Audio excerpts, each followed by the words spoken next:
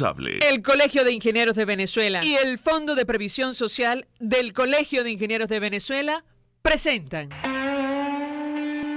RCR presenta a María Alejandra Trujillo en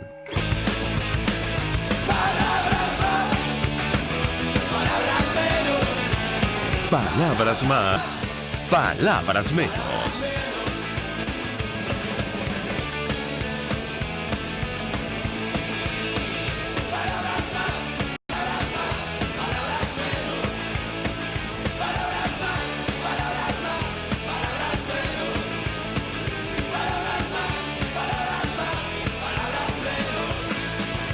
Muy buenos días, amigos de Radio Caracas Radio. Lo mejor este lunes 21 de octubre del año 2019. Todo el equipo que trabaja para ustedes a partir de esta hora los saluda.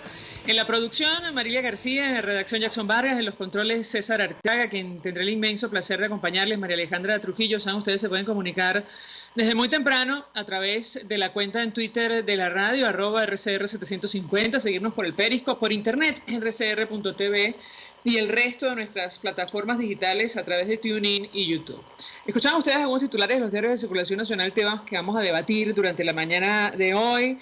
América Latina está absolutamente convulsionada. Ayer hubo elección presidencial en primera vuelta en Bolivia y los resultados parciales apuntan a una segunda vuelta en ese país. El diario El País de España destaca: Evo Morales logra un 45,7% y su principal adversario, Carlos Mesa, un 37,8%, con casi 84% de los votos escrutados. Como escuchaban ustedes, en un momento determinado se detuvo la transmisión de los resultados y la Organización de Estados Americanos, incluso el principal candidato de oposición, exigía explicación frente a los temores fundados de, algún fraude electoral. El poder de Evo Morales se tambalea, así lo dice El País de España. Esto lo comentamos con ustedes el viernes. Los resultados provisionales de las elecciones generales en Bolivia apuntan por primera vez a un desempate. El voto, con casi 84% de las actas ejecutadas, refleja una caída de los apoyos al primer presidente indígena del país, que gobierna, atención, desde 2006 y se presentó a estos comicios pese a haber perdido un referéndum sobre reelección indefinida.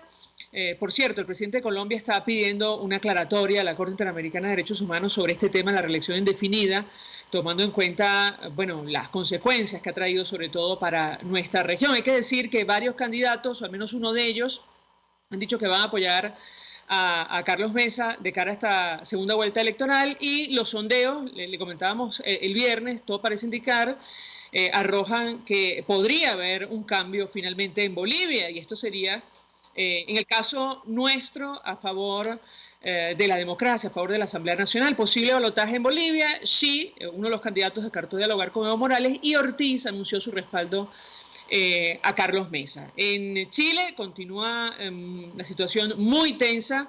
Ayer el presidente Sebastián Piñera decía que estaban en guerra contra un enemigo poderoso. En la segunda noche, con toque de queda, el presidente de Chile hizo un llamado a la unidad y dijo que su gobierno está haciendo todo lo posible para que el lunes sea un día normal. Se desplegaron 10.500 militares y agentes de policía en todo el país. Claro, será muy complicado que sea un día normal después de los destrozos que han causado, sobre todo en el metro de Santiago. La declaración de Maduro, que no sabemos si es una fanfarronada o algo más, no ayuda y ha generado, como él esperaba, sin duda alguna, variadas reacciones en redes sociales. Él decía, le puedo decir al Foro de Sao Paulo que estamos cumpliendo el plan, asusando esta idea según la cual, la izquierda y sobre todo el equipo que acompaña a Nicolás Maduro de alguna manera tiene alguna influencia sobre los disturbios y la violencia en la región. Se refirió a ese tema, pero no dijo nada de las cifras del Banco Central de Venezuela, que reflejan la profunda depresión económica que atraviesa nuestro país producto de su política y la de su antecesor, el expresidente Chávez, y que reflejan la cantidad ingente de recursos que manejaron y que despilfarraron y terminaron en cuentas privadas, saben ustedes, de muchos de ellos en Andorra, España, Suiza, Estados Unidos, en fin. Me dice que tenemos en línea telefónica a nuestro primer invitado, Héctor Faúndez, es abogado, profesor universitario, especialista en derechos humanos. 1 millón de gracias por atendernos, muy buenos días. Muchas gracias a usted por escucharme y a su audiencia. Buenos días. Pues, mucho interés de conversar con usted, profesor, acerca de varios temas. Antes de hablar de lo que pasó con el Consejo de Derechos Humanos de la ONU, la interpretación del equipo de Nicolás Maduro y concretamente del presidente de la Constituyente Comunal, es que esa decisión tiró por la borda, lo cual no es cierto, pero lo han dicho así, tiró por la borda el informe de Michelle Bachelet. Yo le pediría un comentario inicial sobre lo que está ocurriendo en América Latina y sobre todo la situación de los derechos humanos. ¿Qué puede decirnos? Bueno, los derechos humanos siempre están siendo sujetos de violación en todas partes. Otra cosa es que hay países, como es el caso de Venezuela hoy, lamentablemente, en que esas violaciones son sistemáticas, generalizadas, forman parte de la política del Estado. Es el pan de cada día. No es lo mismo, por ejemplo, en países como Islandia o Suecia o Costa Rica, en donde es posible que haya una violación particularizada, un hecho puntual, entonces que tenga implicaciones en materia de derechos humanos. En el caso de Venezuela, la situación es muy distinta porque de lo que se trata es de una política de Estado, de una política generalizada y sistemática de violación de derechos humanos. Y eso se ha reflejado obviamente en los informes de Naciones Unidas, de la alta comisionada de Naciones Unidas, su informe inicial más la ampliación reciente, en la cual se da cuenta de numerosas y graves violaciones de derechos humanos, lo cual no ha ocurrido con otros países. No hay informes similares que se hayan elaborado respecto de otros países. Y se da también respecto de la investigación especial que se ordenó por parte del Consejo respecto de Venezuela. Esa obligación se ha ordenado concretamente contra nuestro país como consecuencia de lo que se detectó en la misión de investigación encabezada por la alta comisionada. Y eso tiene que ver también con los numerosos casos que están pendientes ante los órganos de carácter no convencional de Naciones Unidas, que en forma reiterada y sistemática están haciendo referencia a la situación de los derechos humanos. Es el caso del grupo de trabajo sobre personas desaparecidas o del grupo de trabajo sobre ejecuciones sumarias, es el trabajo del relator especial para la libertad de expresión o para la tortura, etcétera. Es decir, hay en Venezuela una situación que es muy distinta a la que ocurre en otros países. Bueno, yo le pregunto, profesor, su interpretación acerca de lo que ha ocurrido en Naciones Unidas inmediatamente después de la elección del equipo de Nicolás Maduro o la obtención de un puesto en el Consejo de Derechos Humanos de la ONU. Se inició una campaña para, bueno, que salga, que pierda alguna representación en esta organización. Yo le pediría un comentario de su parte en torno a este tema y el verdadero alcance de una situación de esta naturaleza. Lo escuchamos. Bueno, lamentablemente el Consejo de Derechos Humanos es un órgano político de Naciones Unidas, no es un órgano técnico, no es un órgano especializado, no es un órgano jurisdiccional, es un órgano político compuesto por estados que son elegidos a la vez por los estados. Este órgano político se remonta al año 2006 cuando sustituyó a la antigua Comisión de Derechos Humanos de Naciones Unidas porque supuestamente estaba politizada. El problema es que se cambió por algo exactamente igual, por algo que es elegido por los estados y que está compuesto por estados. La única diferencia que hay entre uno y otro órgano es que mientras la Comisión de Derechos Humanos estaba integrada por 54 estados, el Consejo de Derechos Humanos está integrado por 47. Es un poco menos, pero siguen siendo estados los que los eligen. Y eso hace que sea, obviamente, una instancia política. Que los Estados miembros de Naciones Unidas hayan elegido a Venezuela es más que un hecho lamentable, es un hecho vergonzoso, entre otras cosas por las bases, por el estatuto mismo, que señala las condiciones que deberían reunir los estados para formar parte de ese consejo. Esto es un registro, un récord de respeto a los derechos humanos, lo cual Venezuela no tiene, un compromiso con los derechos humanos que tampoco tiene Venezuela, una trayectoria limpia que Venezuela no puede ofrecerle al mundo, y que ha sido contratada por las mismas instancias establecidas por el Consejo de Derechos Humanos. Que en esas condiciones un país sea elegido miembro de del Consejo de Derechos Humanos es simplemente vergonzoso. Vergonzoso, más que lamentable, porque es electo por sus congéneres, por sus pares, por los estados. Y vergonzoso que no se hayan percatado, no hayan simplemente entendido que, de acuerdo con el informe de la Alta Comisionada de Naciones Unidas para los Derechos Humanos, en este país hay alrededor de 7.000 muertes al año por parte de cuerpos policiales, las cuales tienen muchos visos de corresponder a ejecuciones sumarias. Un país en el cual el propio Consejo de Derechos Humanos aprobó en septiembre del año pasado la necesidad de que Venezuela presente un informe especial sobre la situación en materia de ayuda humanitaria. Un país que no cuenta con servicios básicos, que tiene una cantidad importante de presos políticos que, según algunas cifras, llega al 1.000.000 de personas, una puerta giratoria que hace que algunos presos políticos salen, pero inmediatamente entran otros, las condiciones en que esos presos políticos se encuentran en las cárceles de Venezuela, etcétera, para no mencionar el tema de libertad de expresión, ¿no? Para no mencionar la circunstancia de que desde hace años en este país no hay medios de comunicación social independientes, salvo los que el Estado acepte. No hay absolutamente si me permite, ningún canal. Profesor, incluso este fin de semana, fue el sepelio del exconcejal de Voluntad Popular Edmundo Pipo Rada, que muere en extrañas circunstancias de una manera atroz.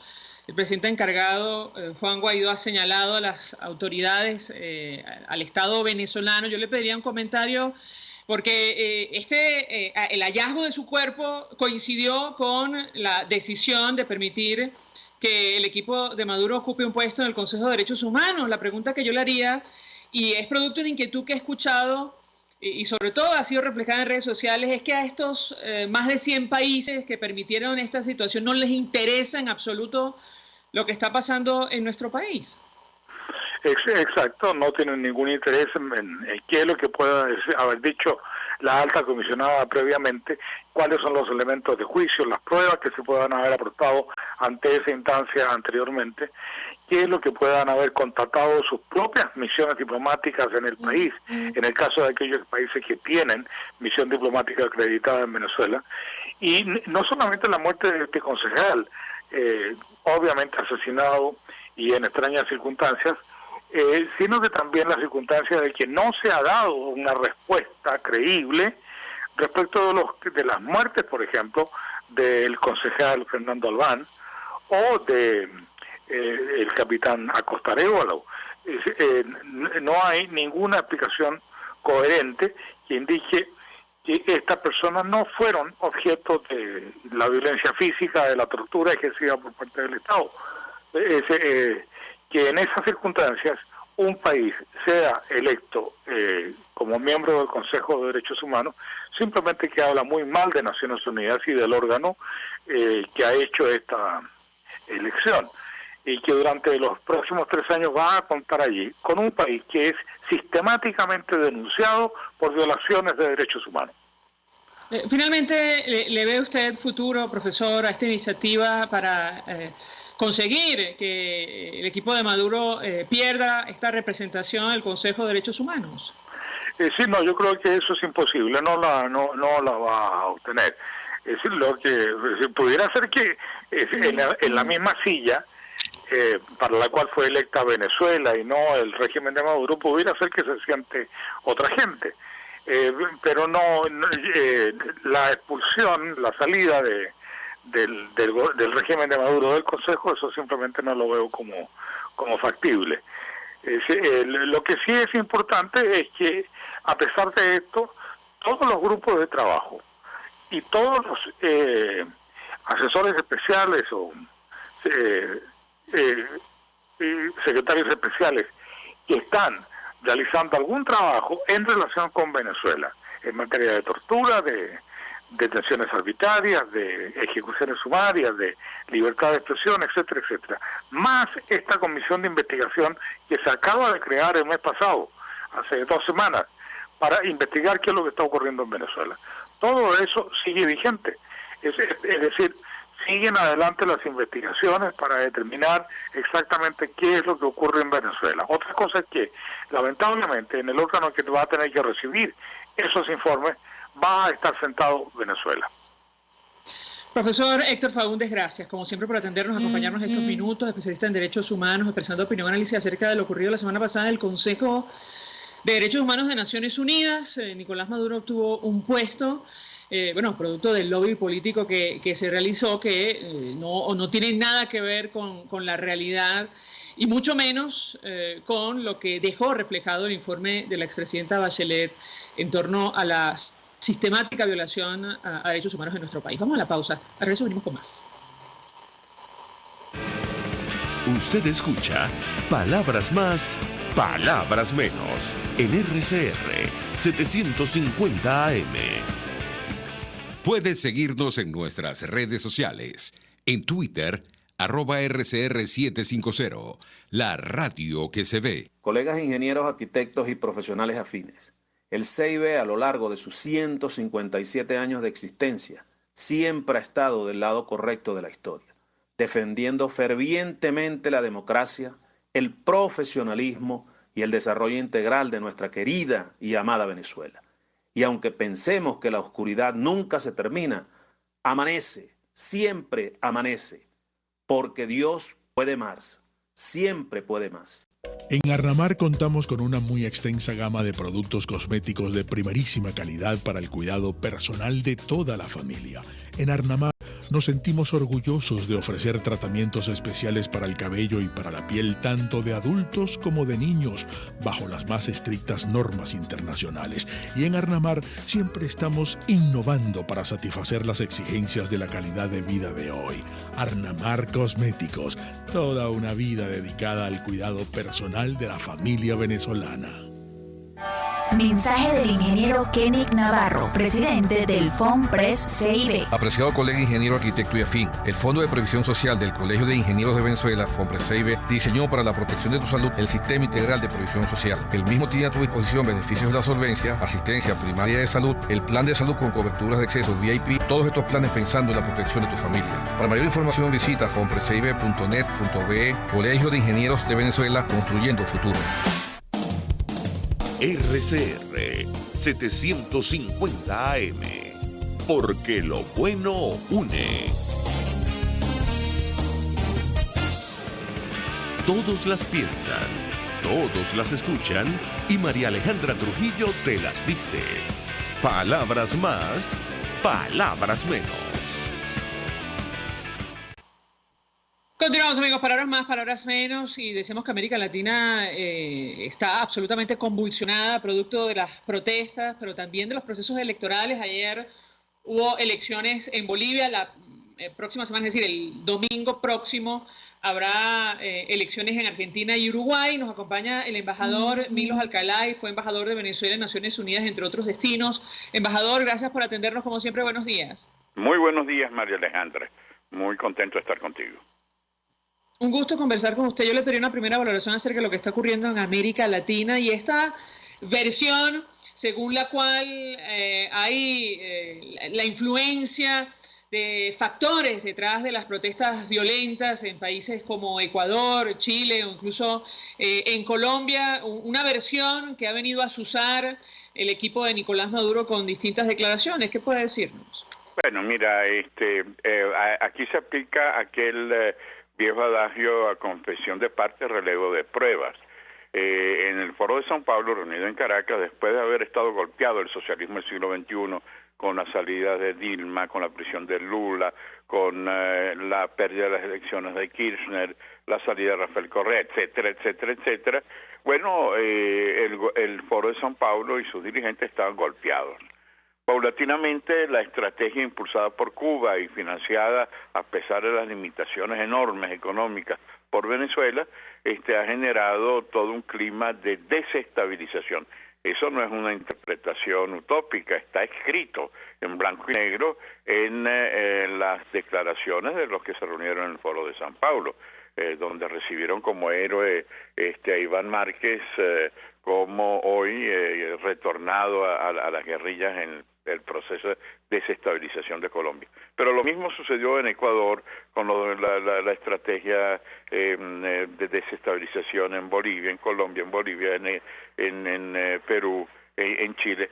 Y las últimas declaraciones recientes de Maduro diciendo estamos cumpliendo extraordinariamente bien lo que hemos acordado en el Foro de Sao Paulo. ¿Y qué acordaron? Eso, la desestabilización. Ahora bien, no basta solo con la desestabilización, sino también esto nos debe hacer reflexionar que no se trata solo de salir de los Kirchner, de los Lula, de los Rafael Correa, de los Maduro, sino que es necesario evidentemente dar una respuesta, uno, frente a la desestabilización, que es un plan, y dos, frente a la necesidad de dar respuestas positivas a la población, al electorado.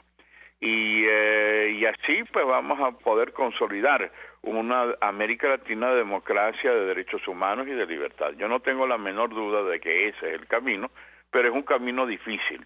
Y tenemos retos, como dices tú, los retos electorales, el no dejar engañar, que los bolivianos no se dejen engañar por las nuevas tendencias de transparencia, porque queda evidente que con más de 85% tienen que ir a una segunda vuelta, a pesar de todas las ventajas que ha utilizado Evo Morales para su elección en la primera vuelta, pero ahí están los bolivianos muy claros en la necesidad de ir a las elecciones. Y bueno, independientemente de lo que sucede en Argentina, que las encuestas favorecen a Fernández y a Fernández de Kirchner, lo cierto es que parte del drama que vive Argentina es el desastre que dejaron los Kirchner en ese país. Y ciertamente ellos no son la solución, los Kirchner, sino son parte del problema.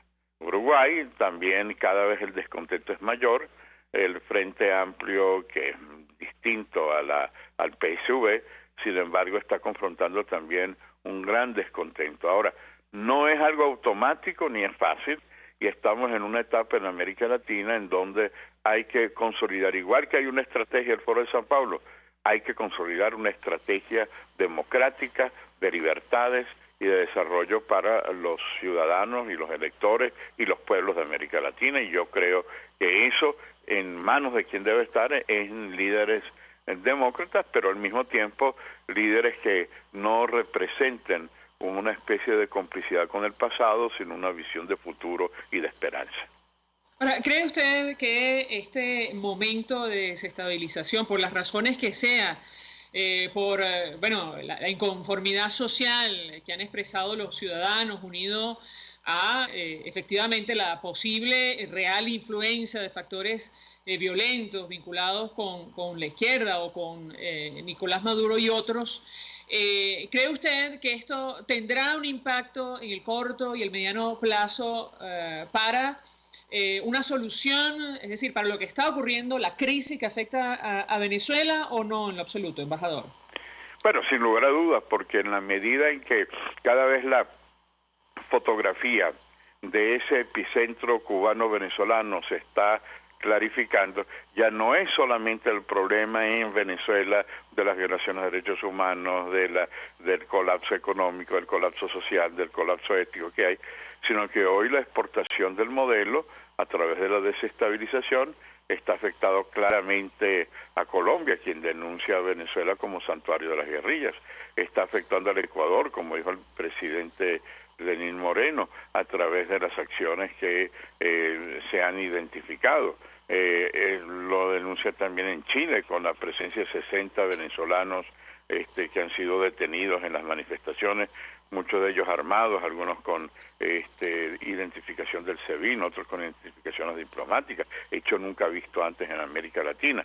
La presencia de millones de venezolanos que han salido de las fronteras y que constituyen una carga social muy, muy marcada. Es decir, cada vez más la fotografía de la realidad en los países de la región afecta a los países de la región, y no solamente era la solidaridad inicial, solidaridad con los venezolanos, con sus hermanos venezolanos, sino que hoy es parte del problema en los otros países de América Latina, y ven esa injerencia, esa presencia, algo que ciertamente va a afectar, que era la pregunta tuya, va a afectar en el futuro, que Maduro no puede ir con la espada de Bolívar por América Latina, como decía Chávez, no puede ir señalando que hay que acabar con el neoliberalismo, etcétera, etcétera.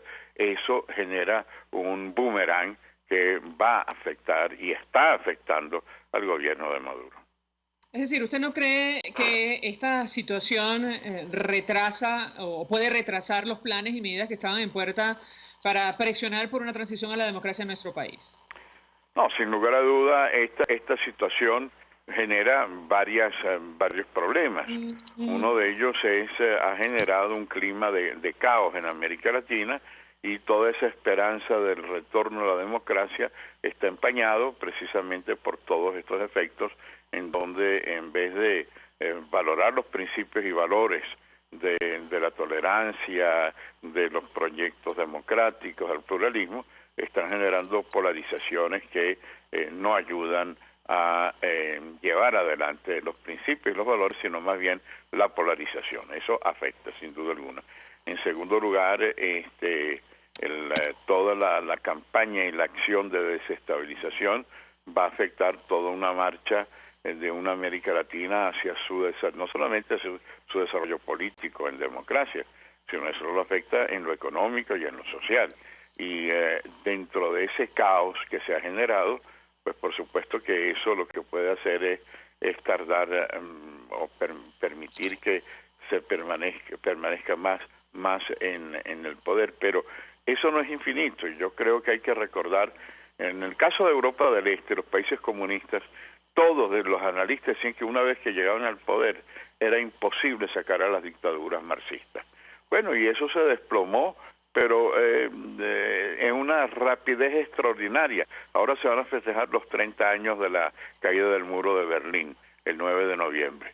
Bueno, eso parecía imposible, e inmediatamente comenzaron sin un solo tiro a caer en Polonia, en Checoslovaquia, ahora la República Checa y Eslovaquia, a caer en Bulgaria, a caer en los países de Europa del Este, con algunas excepciones donde sí hubo una violencia, en el caso de Rumanía, con Nicolás Ceausescu, que se negaba a entender que había llegado a su fin.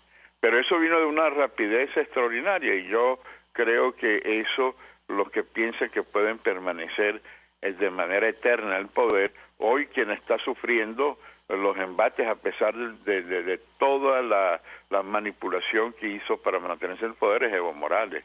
Evo Morales está hoy poniéndose a tener que reconocer que la mayoría de los bolivianos quieren un cambio, y lo mismo va a suceder en el resto de América Latina, y va a suceder en Venezuela también. Gracias, embajador Milos Alcalay, por atendernos, acompañarnos estos minutos. Fue embajador de Venezuela ante varios destinos, incluyendo Naciones Unidas. Se suma a nuestra mesa de debate la diputada Manuela Bolívar, diputada por Miranda de Voluntad Popular. Gracias por atendernos. Buenos días. Buenos días, María Alejandra. ¿Cómo estás? Bien, mucho interés de conversar con nuestra invitada acerca de varios temas. Le pediría una consideración sobre esta última idea que deja el embajador Milos Alcalay. Le traslado la misma inquietud que compartíamos hace algunos minutos, si esta desestabilización o protestas, manifestaciones que hemos visto a lo largo de América Latina pueden tener algún impacto o retardar la transición a la democracia en nuestro país. ¿Qué opina usted? Bueno, yo creo que hoy, sin lugar a duda, hay que ver con pinza lo que está ocurriendo en las distintas manifestaciones. O sea, por un lado, sin lugar a duda, hay, digamos, acciones geopolíticas de núcleos no democráticos con miras a generar costos a aquellos aliados de hoy de la lucha por la democracia en Venezuela. Ahora, el compromiso, eso muestra más la naturaleza antidemocrática, eso muestra más la necesidad de conducir a un proceso de transición en Venezuela, con miras no solo a estabilizar nuestro país, sino a estabilizar también la región. Y eso yo creo que lo que hace es que impulsa con mucho más compromiso a mantener la lucha por la democracia y a conquistarla. Y creo que, yo creo que hoy la región está afrontando grandes desafíos, o sea, porque así como los venezolanos en un momento dijimos, cuando veíamos a Cuba, y había gente que con escepticismo decía, no, eso no nos va a pasar a nosotros. Bueno, 20 años de esto creo que nos ha dejado una gran lección. Y creo que la lección de los países vecinos, con respecto al caso de Venezuela, no solo ver que la democracia no se puede dar por sentado, sino que además lo que ocurre alrededor de las fronteras hay que verlo con muchísima precaución, con muchísima cautela, o sea, con muchísimo compromiso, porque aunque se piense que eso no llegará, mira, puede llegar como nos tocó a nosotros con el proyecto cubano. El tema de las protestas, seguramente ha visto usted la discusión que se ha abierto en redes sociales, comparando estas manifestaciones con lo que ocurre en nuestro país, en Venezuela. Llevamos, yo le diría que prácticamente 20 años protestando con diferente intensidad. Sin embargo, tomando en cuenta la naturaleza de este proyecto ideológico, no ha habido ningún tipo de rectificación, como se ha ocurrido, por ejemplo, en Chile y también en Ecuador. Yo le pediría un comentario de su parte en torno a este tema, tomando en cuenta incluso que en Venezuela sobran las razones para manifestar. La escuchamos. Pero rectificación, ¿cómo? No entendí la pregunta, María Alejandra, perdón. No, en el caso concreto de Chile, inmediatamente el presidente Piñera dijo, vamos a suspender el incremento de pasaje del metro. En Ecuador, lo mismo hizo el presidente Moreno. En el caso de Venezuela, en lo absoluto, ellos han decidido continuar adelante con el proyecto ideológico que han defendido, incluso utilizando la fuerza y la violación sistemática de derechos humanos para ello. La escuchamos. Pero es que creo que no es comparable, pues estás hablando de gobiernos democráticos con un régimen que no lo es. O sea, yo creo que sin lugar a duda, hoy la política exige que haya participación, o sea, y que haya inclusión de los ciudadanos. O sea, hoy los conflictos, se dirimen a través de de los espacios en donde los ciudadanos en sus distintos roles se reúnan para discutir lo público, y ese es el desafío de la democracia. Ahora, en nuestro caso, que no estamos en democracia, que evidentemente estamos con un sistema que busca la dominación por objetivo, el reto es poder conquistar este espacio para poder reinventarnos, ¿no? Y poder reinventarnos en lo económico, en lo social, en lo cultural, poder sanar heridas. En ese sentido, nunca va a haber rectificación, porque el objetivo no es que haya convivencia, el objetivo es dominación para instaurar una sola idea. Y esto es, casi que antinatura, María Alejandra, porque todos los seres humanos, inclusive uno como mamá, tus hijos son distintos. Cada una de las personas miembros de una familia piensan diferentes, porque la diversidad es parte de la naturaleza humana. Y es por eso que, aún a pesar de todo el sistema, aún a pesar de todo el temor, aún a pesar de que dentro de sus filas hay obediencia por miedo, el quiebre viene. Y el quiebre viene porque, uno, no hay sostenibilidad, no hay posibilidad en este sistema. Dos, los venezolanos aspiramos a más y aspiramos a vivir en libertad. 3, hoy hay divisiones dentro del régimen y divisiones en función al punto 1, en que no todos se ven viables acá. Y 4, yo creo que hoy los venezolanos podemos construir un futuro en donde haya con pluralidad el Estado de Derecho, o sea, en donde haya reglas claras sobre cómo debemos convivir unos con otros. ¿Qué son esas divisiones, diputada, que ve usted? ¿Las divisiones dentro del régimen? Sí. Bueno, las divisiones, mira, claramente tú tienes por un lado, fíjate, me da risa, el otro día Maduro anunciaba que iba a dar una mina a cada gobernador. O sea, aquí en el fondo la división central es que, uno, no hay dinero para todos. Antes todos robaban, todos saquearon al país. Y resulta que ya hoy no hay dinero, porque acabaron con la empresa petrolera, acabaron con todos los servicios, acabaron con las pocas importaciones que teníamos, acabaron con la economía. Entonces ahora lo único que tienen es el oro. Y creen que entonces el oro va a dirimir todo el problema. O sea, creen que además el tema de las sanciones, que son producto de violaciones de derechos humanos, que son producto de una violación sistemática del Estado de Derecho, creen que eso se va a acabar así nomás. O sea, yo creo que hoy hay una división, no solo en el, digamos, en los temas emotivos, o sea, como por ejemplo, mucha gente del régimen se le ha separado de la familia, producto de la misma crisis que estamos viendo hoy todos los venezolanos, con las distintas condiciones, las cosas que sean. Pero luego lo segundo, y es la más fundamental, no hay dinero. No hay dinero. ¿Y por qué? Porque lo saquearon, porque lo estropearon, porque lo acabaron. Entonces, como no hay dinero, ya no hay pacto de paz. Y en ese sentido hoy lo que es un gran conflicto, que ellos creen que se resuelven los reales que hoy no hay porque se los robaron, porque hoy la verdad es que no todos se sostienen de los negocios ilícitos y la economía ilegal, y creen que todo esto va a resolver el problema. En ese sentido hoy les reiteramos a quien me escucha, uno, la unidad si es una coalición política que tiene planes en el corto, mediano y largo plazo, entendiendo que el país que nos está dejando la revolución es un país que requiere reformas económicas, reformas sociales, reformas políticas, que no solo requieren de pactos entre los políticos, sino pactos sociales, y es por ello que hoy promovemos un plan país, que es un espacio de construcción de una idea de país para todos y por todos. Pero luego lo segundo, entender que esto va a terminar. Y esperemos que termine lo más pronto posible para que hayan menos víctimas, pero va a terminar. Y cuando termine vamos a tener una gran oportunidad de sentar las bases en conjunto para que todos tengamos un futuro en democracia y libertad y esta sea la última dictadura que hayamos vivido. Dos inquietudes, diputada, antes de hacer la pausa para la publicidad. Número uno, seguramente vio usted la reacción en redes sociales a un tuit o un mensaje que publicaba el diputado Freddy Guevara, que está bajo resguardo en la casa del embajador de Chile. Él invitaba a participar en las manifestaciones y la reacción de la mayoría de los que participaron en esa discusión fue advertir lo que ha ocurrido en los últimos años, esto de salir a protestar para luego instalar una mesa de negociación que no llega absolutamente nada, que divide a los partidos políticos y a la sociedad. Y en ese contexto se expresaba francamente desánimo frente a esta nueva renovada agenda de protestas que está promoviendo la Asamblea Nacional. ¿Qué responde usted a estas inquietudes? Y número dos, ¿qué hacer con el miedo? Usted hace algunos días compartía con el ex concejal Edmundo Pipo Rada y, bueno, finalmente le quitaron la vida de una manera atroz. El presidente encargado ha señalado directamente a las autoridades del Estado. ¿Qué nos dice con relación a estos dos temas? Mira, yo creo que voy a empezar por la última. El miedo es parte de la emoción que quiere generar este sistema en el que vivimos para que nos inmovilicemos, para que seamos presas de la dominación. Ahora, el miedo es una decisión. Y yo te digo algo, yo creo que esto que estamos viviendo no es solo una lucha en lo ideológico, sino también una lucha en lo espiritual. Y el primer fundamento es esto, no dejarnos dominar, no quebrar la esperanza, porque la esperanza es lo que hoy permite que el sistema gane en tu mente. ¿Me explico? Que te domina en tu mente.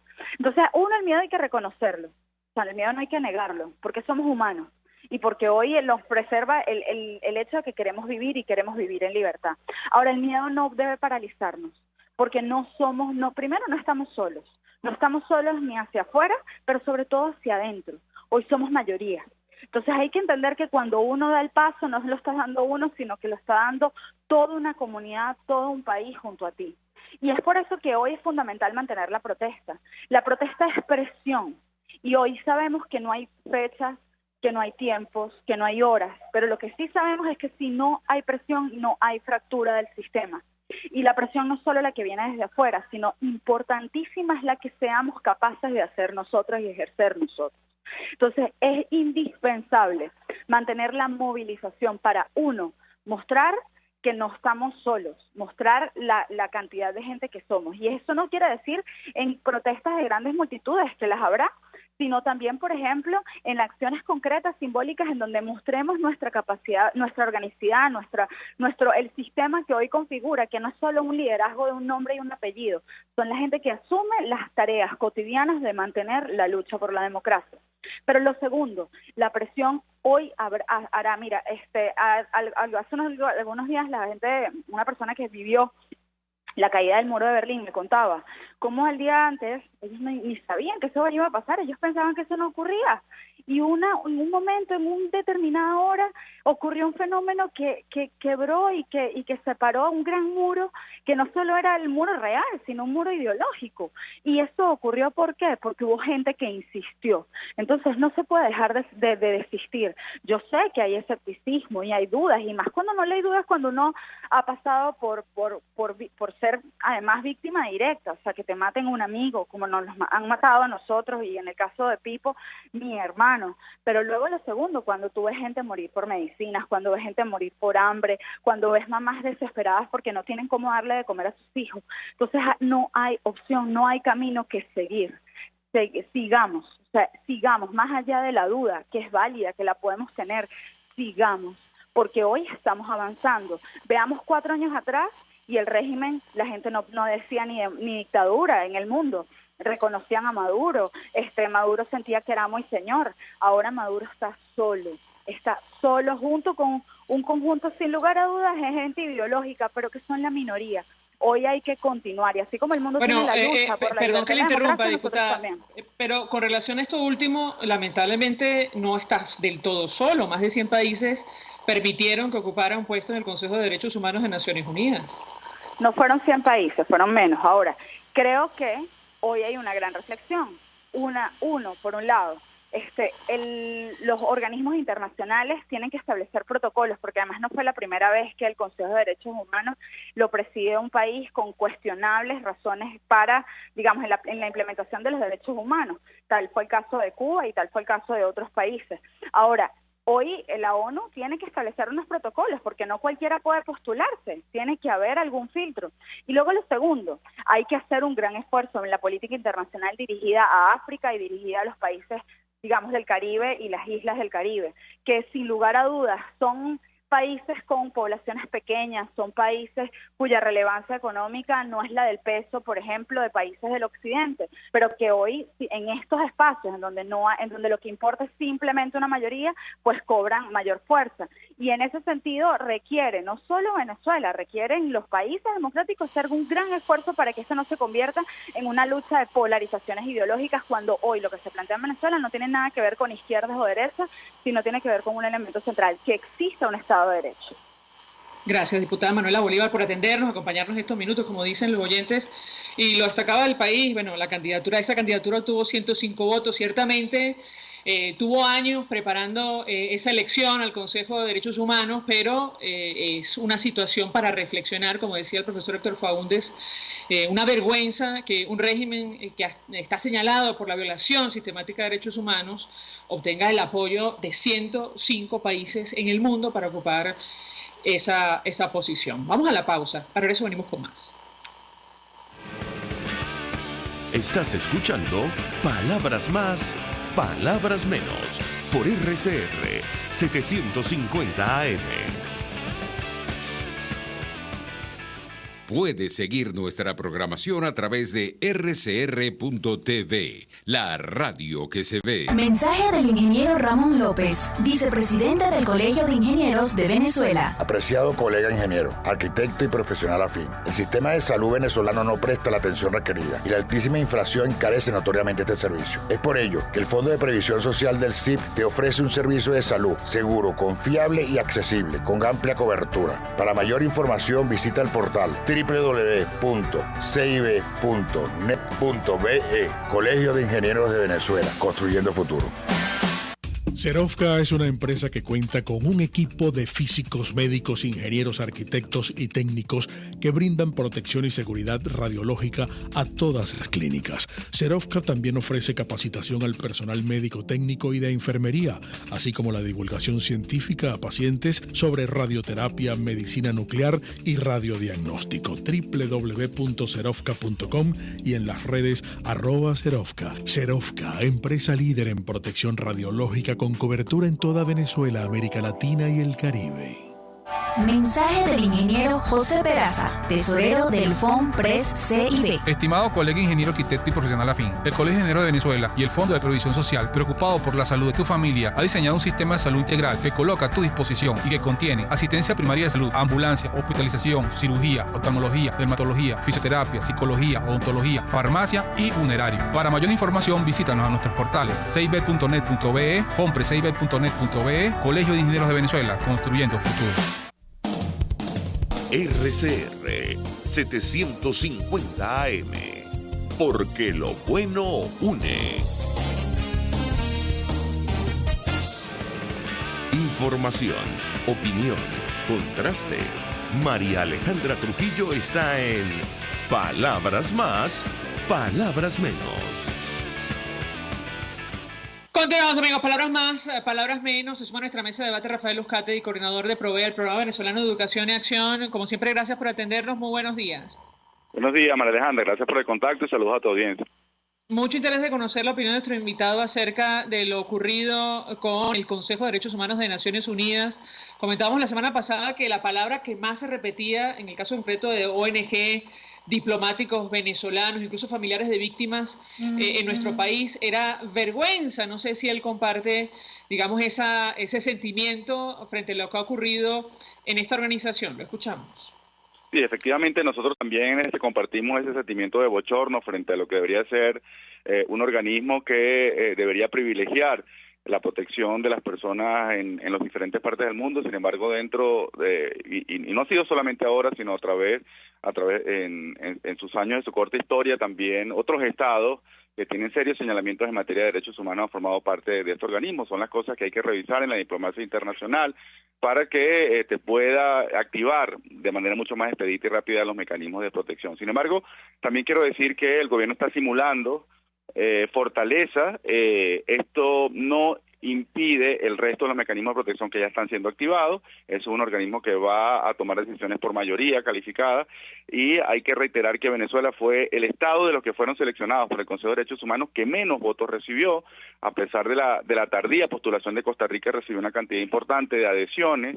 Y en tercer lugar, creo que hay bastante conocimiento, va cada vez mejor información sobre la grave situación de los venezolanos a nivel internacional. ¿Puede detener, retrasar las investigaciones que están en marcha con relación a lo que está pasando en nuestro país? ¿Coincidió esta decisión con el hallazgo del cadáver del exconcejal Edmundo Pipo Rada en unas circunstancias francamente irregulares, de manera atroz? Los dirigentes de la Asamblea señalan al Estado. ¿Qué puede decirnos? Sí, bueno, ya en este momento ya no se pueden retrasar las diferentes investigaciones y recomendaciones que hay realizadas sobre Venezuela, y se toman decisiones por mayoría simple. Ya el alto comisionado tiene un mandato específico para actuar sobre el tema venezolano, y además se ha activado un mecanismo adicional, que es esta misión de verificación de los hechos, que debe también rendir su informe en los próximos meses. Así que nosotros estamos absolutamente seguros de que ante la ausencia de voluntad política del gobierno venezolano y con las Maduro y su equipo, se van a continuar activando mecanismos superiores. Nosotros seguiremos impulsando esta comisión de investigación.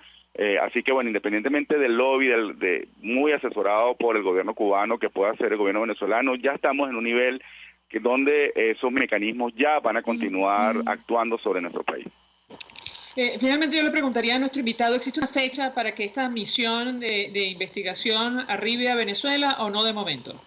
No, todavía no. Estamos todavía en el nivel de que tienen que designarse sus integrantes. Hay un protocolo para ello, personas de reconocida independencia, calificación técnica, para que puedan integrar este organismo, y a partir de allí, bueno, se va a comenzar todo el proceso para ver si van a conseguir la colaboración del gobierno, de las autoridades venezolanas.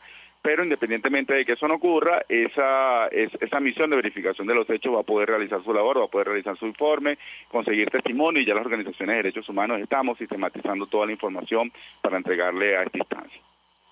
Gracias, Rafael Uzcategui, por atendernos.